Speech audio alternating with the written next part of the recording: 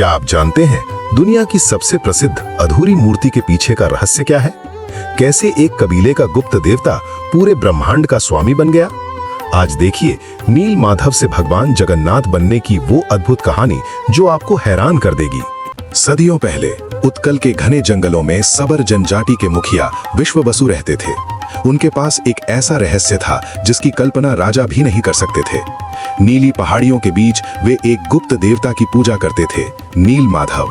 नीलमणि से तराशे गए भगवान विष्णु का एक अति सुंदर रूप। भगवान विष्णु के परम भक्त राजा इंद्रद्युम्न ने इस दिव्य नीलमणि प्रतिमा की चर्चा सुनी। उन्होंने अपने ब्राह्मण विद्यापति को भगवान की खोज में भेजा। महीनों भटकने के बाद विद्यापति सबर गांव पहुंचे और वहां विश्ववसु की पुत्री ललिता से उन्हें प्रेम हो गया।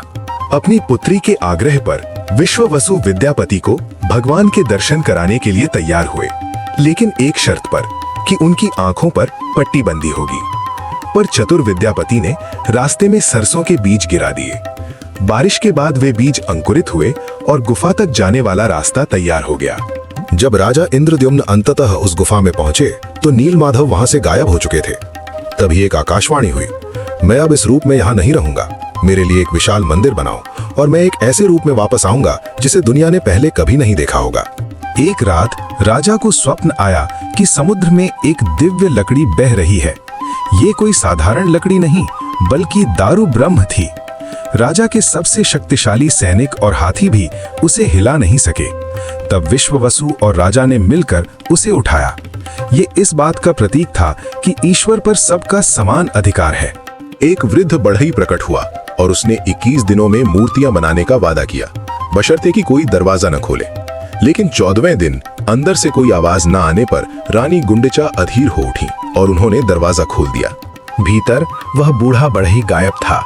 मूर्तियां अधूरी रह गई थीं, बड़े गोल नेत्र लेकिन हाथ और पैर नहीं। राजा दुखी हुए, लेकिन प्रभु ने पुनः कहा, यही मेरा चुना हुआ रूप है। मेरी बड़ी आंखें सबको समान रूप से देखती हैं और मेरे हाथ न होना ये दर्शाता है कि मैं भक्तों के भाव स्वीकार करता हूँ, केवल उपहार नहीं। और इस तरह वन के गुप्त देवता नील माधव संपूर्ण विश्व के स्वामी जगन्नाथ बन गए। एक ऐसे ईश्वर जो रूप से परे हैं और सिखाते हैं कि भक्ति ही परमात्मा तक पहुंचने का एकमात्र मार्ग है। भगवान जगन्नाथ हमें सिखाते हैं कि भक्ति ही सबसे बड़ी शक्ति है। अगर आपको ये वीडियो पसंद आया तो इसे लाइक करें और अपनी संस्कृति को जीवित रखने के लिए अपने भाई बहन और बच्चों के साथ शेयर करें।